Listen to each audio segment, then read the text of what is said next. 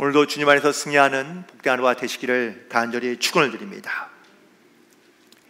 아인슈타인이 발표했던 그 상대성 이론이라는 것이 있는데요, 이상하게 교회에서만 또 느낄 수 있는 그런 상대성 이론이 있다고 합니다. 예를 들어서 집에서 드라마를 재미있는 거를 볼 때는 1시간이 금방 지나가는데, 이상하게 교회만 있으면 예배 시간 1시간이 왜 이렇게 늦게 지나가는지, 그 느껴지는 것을 늦게 지나가는 것을 느껴질 때마다 조금 고민이 되고요.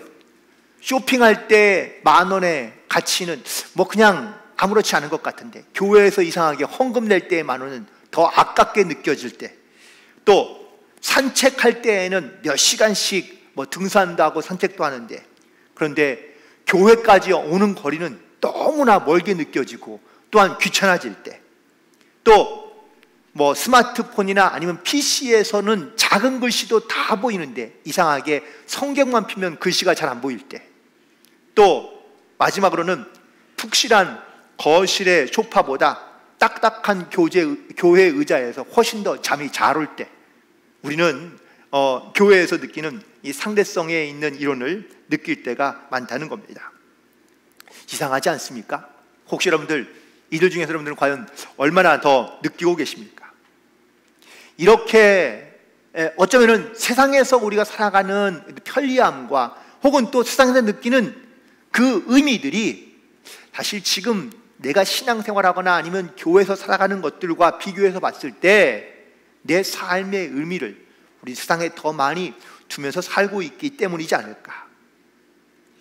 그렇다면 과연 하나님은 나에게 어떤 존재이시며 과연 어떤 의미일까라는 것을 다시 한번 돌이켜보게 됩니다.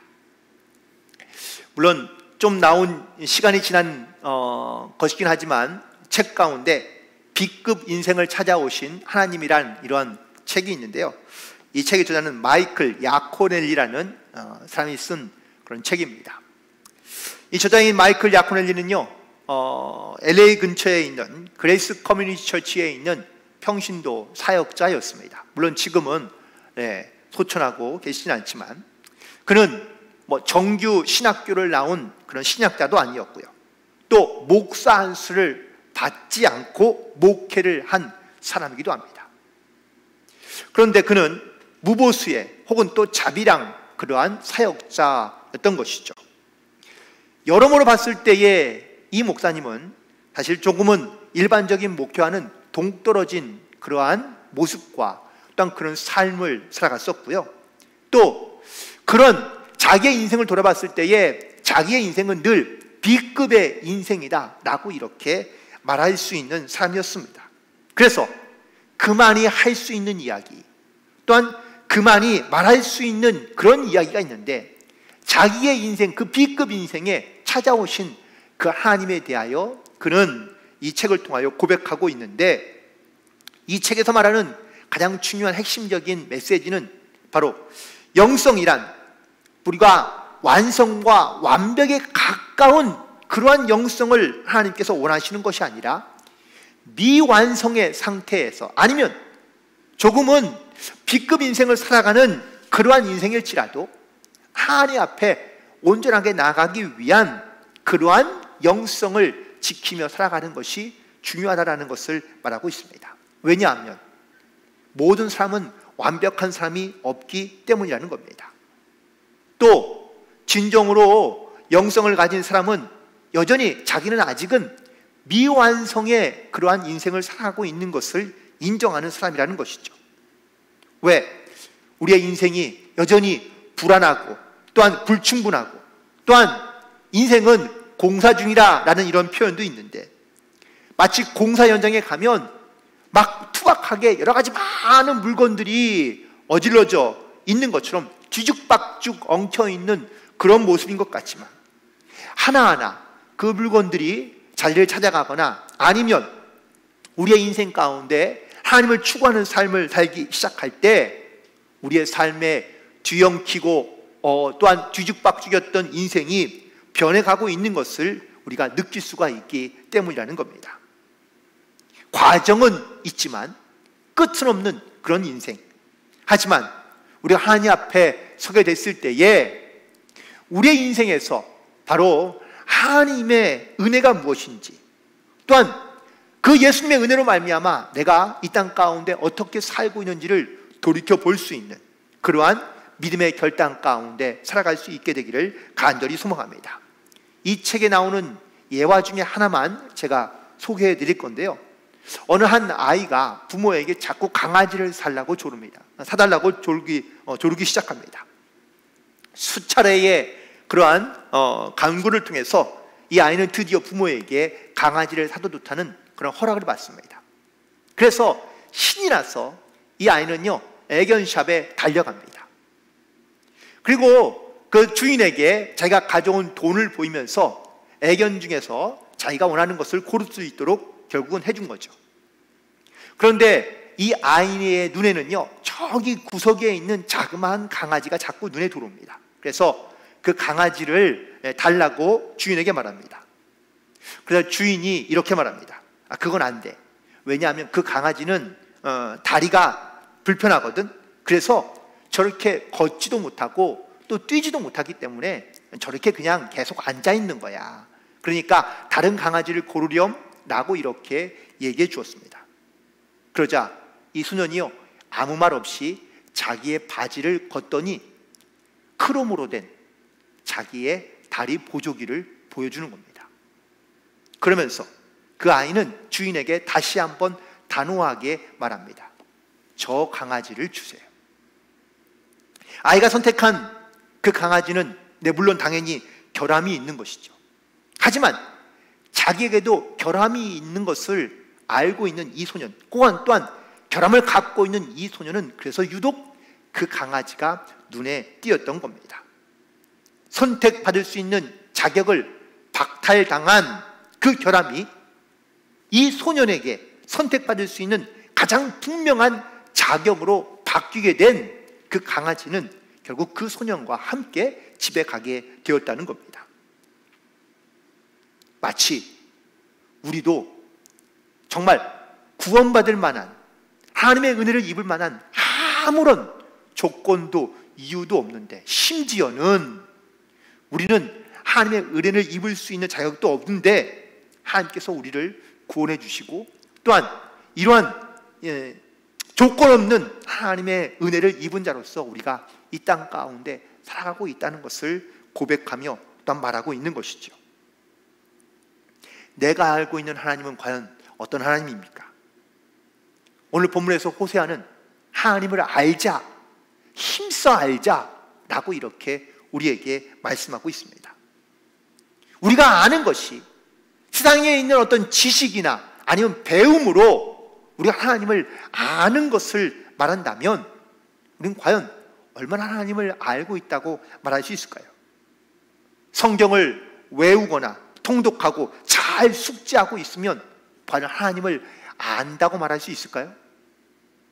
히브리어로 안다는 말은 본래는 체험한다 라는 뜻입니다.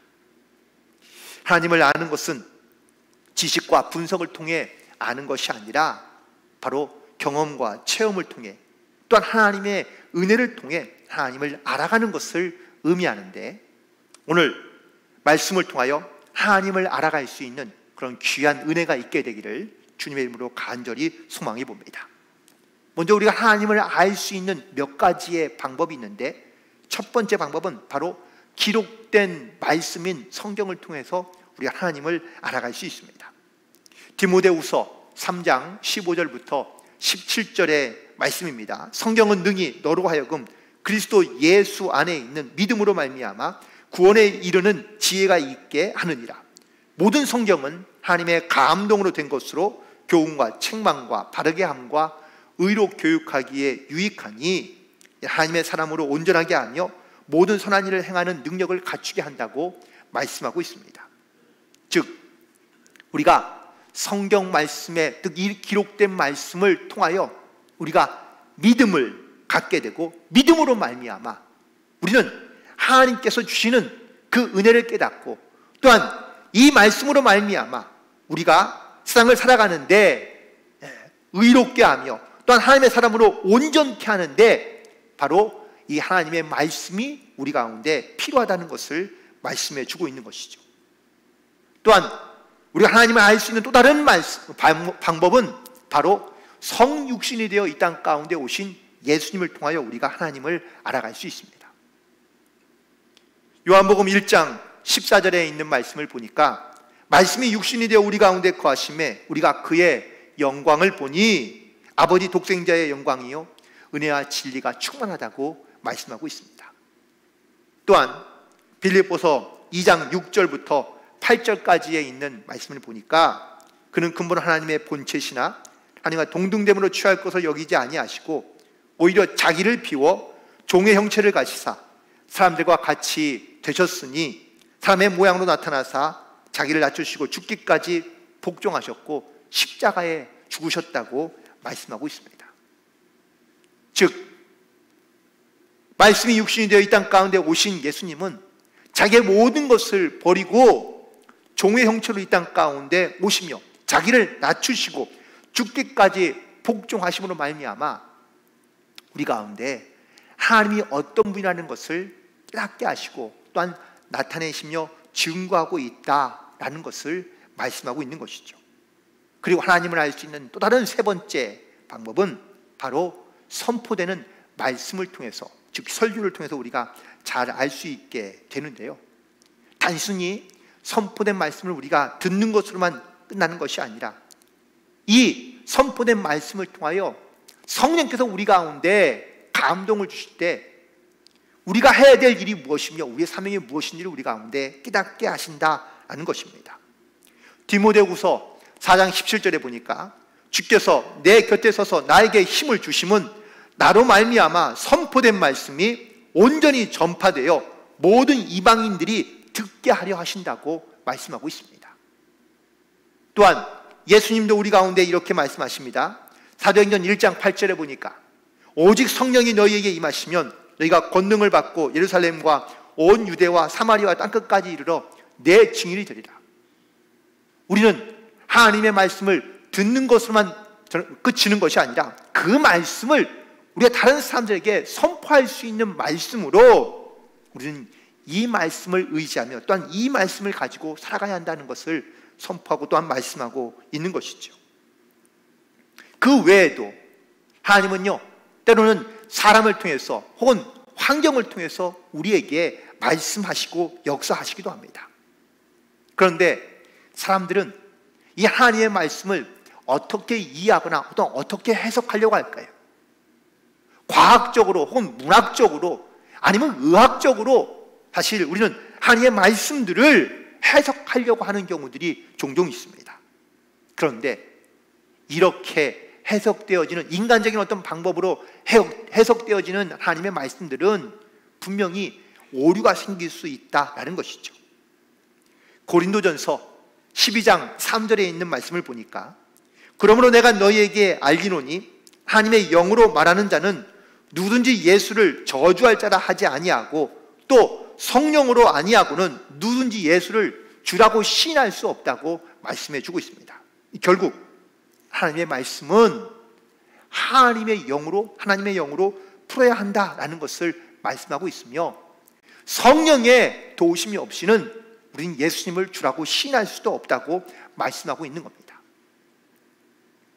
따라서 우리는 기록된 말씀과 또한 성육신이 되어 이 땅 가운데 오신 예수님을 통하여 그리고 우리에게 선포되어지는 하나님의 말씀들을 통하여 우리는 하나님을 알고 또한 예수를 주라 시인하고 고백하여 우리가 하나님의 백성으로 이 땅 가운데 살아가는 거룩한 성도임을 깨닫고 우리는 주님 앞에 날마다 더 가까이 나아가게 되기를 간절히 소망합니다.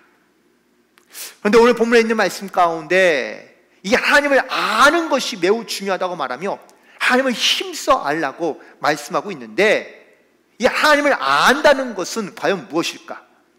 바로 첫 번째는 하나님을 체험하고 경험해야만이 하나님을 아는 것이라고 말하고 있습니다.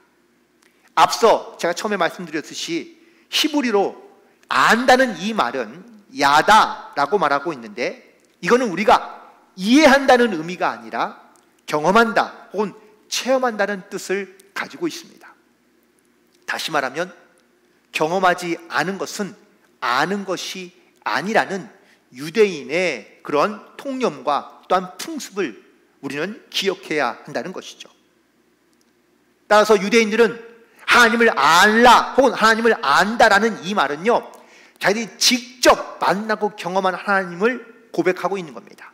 예를 들면 홍해를 건너게 하신 하나님, 반석에서 물이 나게 하신 하나님, 요단강을 건너게 하신 하나님, 여리고 성을 무너뜨린 하나님, 이 모든 것들은 다 그들이 경험하고 체험한 하나님을 말하고 있는 겁니다. 이 하나님을 알고 그리고 안다는 것은 이 하나님을, 살아계신 하나님을 경험하는 것이라고 말할 수 있는 것이죠. 어떤 집사님이요, 신앙에 조금 고민과 또한 문제가 생겨서 어느 권사님을 찾아가서 물어보았습니다. 혹은 또 조언을 얻기 위해서 찾아갔습니다. 그러자 그 권사님이 이 집사님을 책망하면서 이렇게 말합니다. 야, 그냥 무조건 믿어, 무조건. 그런데 이 집사님은 무조건 잘 믿어지지 않는 거예요. 그래서 이번에는 또 다른 장로님을 찾아갔습니다. 장로님을 찾아가서 자기의 사정을 얘기했더니 이 장로님도 하시는 말씀이 그냥 무조건 믿어, 무조건 믿어 라고 이렇게 말씀해 주는 겁니다. 여러분, 정말 무조건 믿으면 다 되나요? 무조건 다 믿어지십니까? 이스라엘 백성들이 오늘 망하게 된 이유가 있다고 오늘 본문에는 호세아는 말하고 있습니다. 그 이유가 무엇입니까? 하나님을 아는 지식이 없어 망한다는 겁니다. 하나님을 아는 지식은 무엇입니까? 경험하고 체험된 신앙이 없기 때문에 바로 그들은 하나님을 의지하지 않고 하나님을 믿음으로 고백하며 살아가지 않는다는 겁니다. 우리가 신앙생활하며 믿는다고 말하지만 믿음의 체험이 없고 경험이 없으니, 하나님에 대한 경험이 없으니 사실 우리가 믿는 것조차 쉽지 않다고 말하는 겁니다. 혹시 신앙생활은 오래 하거나 아니면 내가 성경은 많이 읽거나 알지만 정말 하나님을 아는 지식, 즉 하나님을 만난 경험과 체험이 없는 분들이 계신다면 내가 과연 하나님을 믿고 있다고 말할 수 있을까? 어떤 분이 이런 글을 썼더라고요. 아는 만큼 행복합니다. 처음에는 하나님을 잘 몰랐습니다. 그냥 막연하게 그냥 아는 분이었을 때는 그냥 하나님은 좀 어려운 분으로 이렇게 생각이 들었다는 것이죠. 그래서 매일마다 하나님에게 잘 보이려고 애를 썼다는 겁니다. 열심히 봉사도 하고 노력도 하는 이유는 내가 노력하는 만큼 하나님께서 나에게 복을 주실 거라고 생각했기 때문이라는 것이죠. 그러다가 뭔가 좀 잘 풀리지 않거나 잘 일이 되지 않으면 너무 힘들었습니다. 그런데 하나님은 나의 무엇이 아닌 있는 그대로의 나를 원하신다는 사실을 나중에 깨닫고 나서야 나는 진정한 자유함을 누리게 되었다는 겁니다.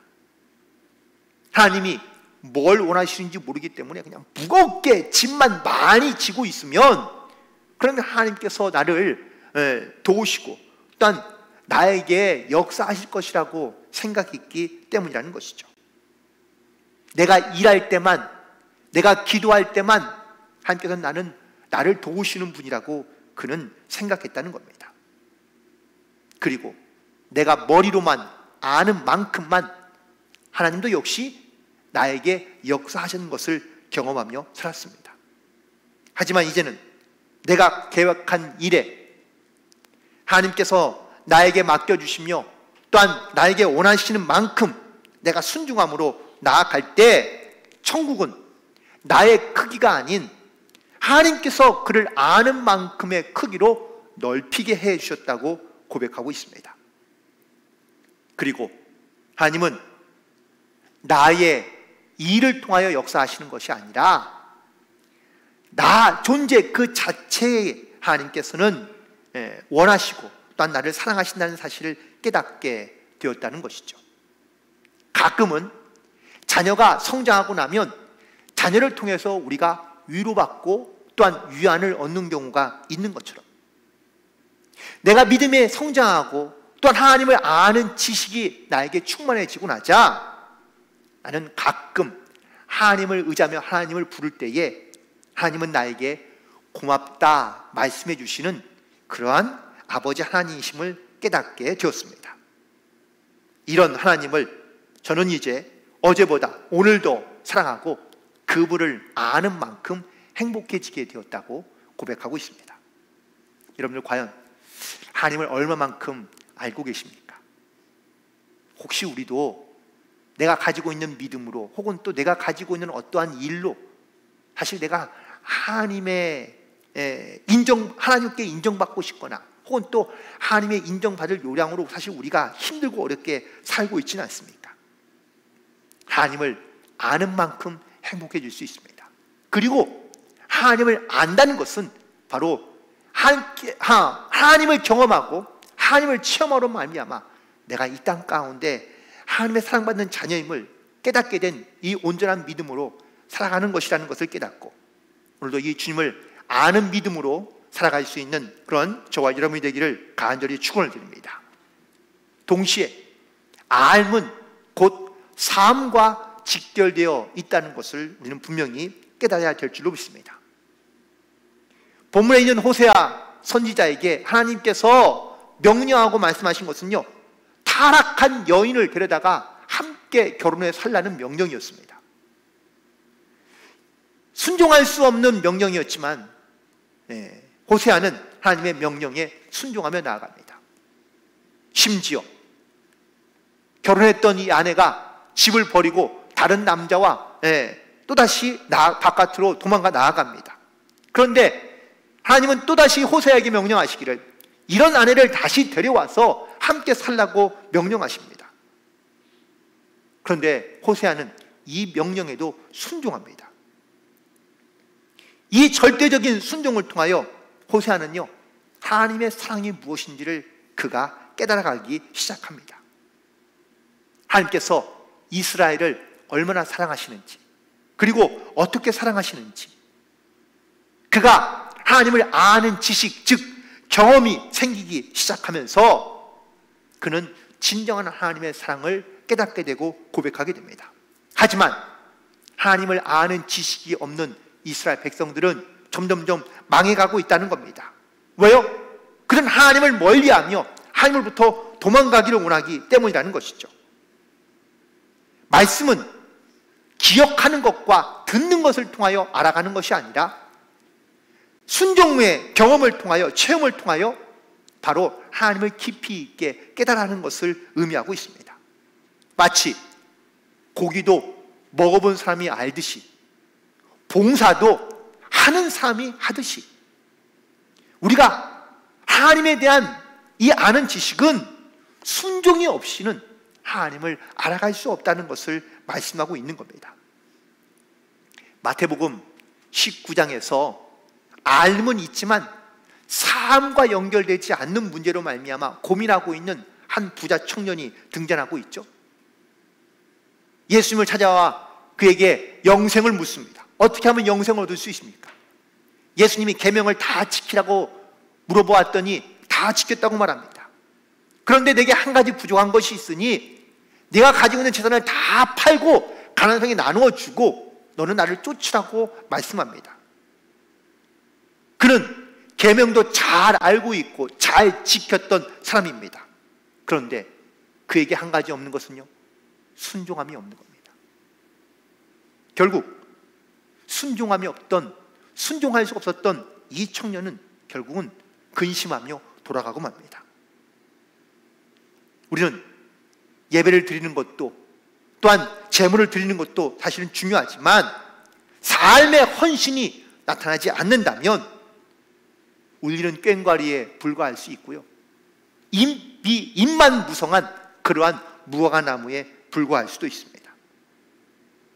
말씀에 대한 순종을 통하여 우리는 하나님 앞에 더 가까이 나가야 될 줄로 믿습니다. 교회에서 주는 어떤 직분은요, 여러분 세상에 나가서 쓸 수 있는 건 아무것도 없습니다. 명함용도 아닙니다. 과시용도 아니고요. 교회의 직분은 하나님의 부르심에 대한 사명을 가지고 내가 순종함으로 헌신하는 봉사의 직함입니다. 그런데 우리는 이 교회의 직분을요, 마치 세상에서 어떤 이런 위치나 권위를 누리는 것으로 착각하는 경우가 많이 있다는 겁니다. 우리의 신앙, 우리의 믿음이 바로 이렇게 헌신을 통하여 혹은 또 체험을 통하여 내 삶의 순종의 자리까지 나아가지 않는다면 우리는 하나님을 아는 것이 아니라, 하나님을 알긴 알되 우리는 하나님을 제대로 알지 못하며 살아가고 있다라는 사실이겠죠. 따라서 여러분에게 맡겨진 이 직분을 여러분들 반드시 기억하시고 그 직분에 하나님의 말씀 가운데 순종함으로 삶의 삶으로 실천될 수 있는 그런 믿음의 결단 가운데 나아가게 되기를 주님의 이름으로 간절히 부탁을 드립니다. 세 번째, 하나님을 안다는 것은 바로 힘쓰므로 알아야 한다고 말씀하고 있습니다. 힘쓰다라는 이 히브리어는 라다프라는 말인데요, 이 말은 사실은 원래 군사용어입니다. 전쟁하면서 적군을 쫓을 때에 전력을 다하여 끝까지 쫓아가듯이 힘써 달려가는 것을 바로 이 라다프라고 말하고 있기 때문에 그렇습니다. 과연 우리가 하나님을 아는 그 마음에 힘써 전력을 다하여 달려가야 할 텐데, 과연 우리가 얼마나 힘써 하나님을 알기를 우리가 애쓰고 있는지, 또한 그런 마음과 또한 그런 삶의 자세를 가지고 살아가고 있는 것인지. 호세아와 동시에 활동했던 아모스라는 선지자가 있습니다. 이 아모스 선지자가 이스라엘 백성들의 영적인 모습을 보고 한탄해하며 고백했던 말이요, 아모스서 8장 11절에 이렇게 기록되어져 있습니다. 주 여호와의 말씀이니라. 보라, 날이 이를지라. 내가 기근을 땅에 보내리니 양식이 없어 주림이 아니며 물이 없어 가람이 아니요 여호와의 말씀을 듣지 못한 기갈이니라.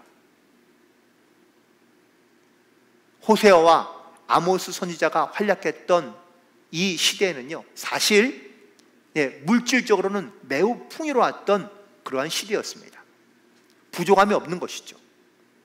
그러다 보니 영적으로는 더 기갈에 혹은 또 영적으로는 더 침체기에, 암흑기에 빠져있던 이스라엘 백성들에 대하여 하나님의 말씀을 선포하고 있는 겁니다. 지금 우리가 살아가는 이 시대를 우리는 풍요의 시대라고 말하기도 합니다. 하지만 그 반면에 우리의 영적인 모습은 세상의 풍요로움 가운데 영적인 침체기에 빠져 영적인 침묵의 시대 가운데 우리가 살고 있는 것은 아닌지를 다시 한번 돌이켜봅니다. 지금 나는 과연 얼마나 힘써 하나님을 아는데 우리가 과연 나아가고 있는지. 우리가 함께 읽지는 않았지만 오늘 본문에 있는 호세아서 6장 6절에 있는 말씀을 여러분 보시기 바랍니다. 하나님께서 호세아를 통하여 이렇게 말씀하십니다. 나는 인애를 원하고 제사를 원하지 아니하며 번제보다 하나님 아는 것을 원하노라. 왜? 하나님을 아는 지식이 없는 이스라엘 백성들을 향하여 하나님을 알고자 힘써 말하며 또한 하나님을 아는 것을 하나님께서는 원하신다고 말씀하고 있는 걸까요? 뭘 알기를 원하시는 걸까요? 지식이 많아지는 것을 원하시고 계시는 겁니까? 아닙니다. 하나님의 뜻이 무엇이며 또한 하나님이 살아계신다는 이런 영적인 체험과 경험을 통하여 바로 하나님의 뜻을 이 땅 가운데 이루고자 하시는 그 하나님의 뜻을 깊이 있게 깨달으는 말씀이겠죠. 결국 하나님의 뜻을 우리가 많이 아는 것이 중요한 것이 아니라 하나님의 뜻을 깊이 있게 알아가는 것이 중요하다는 것을 말씀하고 있는 겁니다. 말씀을 정리해 보면 하나님이 분명히 우리에게 원하시는 것이 있습니다. 그것은 바로 하나님을 아는 지식으로 풍성해지고 또한 깊어지기를 원하시는데, 우리가 안다는 것은 단순히 잘 이해하거나 혹은 또 잘 듣는 것으로 그치는 것이 아닙니다. 내가 하나님을 아는 것은 바로 영적인 체험을 통하여 또한 경험을 통하여 내가 하나님을 아는 것을 의미하고 있으며, 또한 내가 아는 만큼 우리가 내 삶으로 그것을 살아낼 수 있어야, 순종함으로 나아갈 수 있어야 우리가 바로 하나님을 안다고 말할 수 있으며, 동시에 내가 이 하나님을 아는 만큼 다른 사람들에게 선포하며 증거하는 삶을 살아갈 수 있어야 우리가 온전히 하나님을 아는 것이라고 말할 수 있기 때문이라는 겁니다. 오늘 이 말씀을 통하여 정말 우리가 하나님을 전심으로 알고 또한 믿음으로 순종하며 하나님의 아는 지식으로 충만하여 하나님의 뜻을 이루어갈 수 있는 그러한 저와 여러분이 되고 또한 우리 모두가 되기를 주님의 이름으로 간절히 축원을 드립니다. 기도하시겠습니다.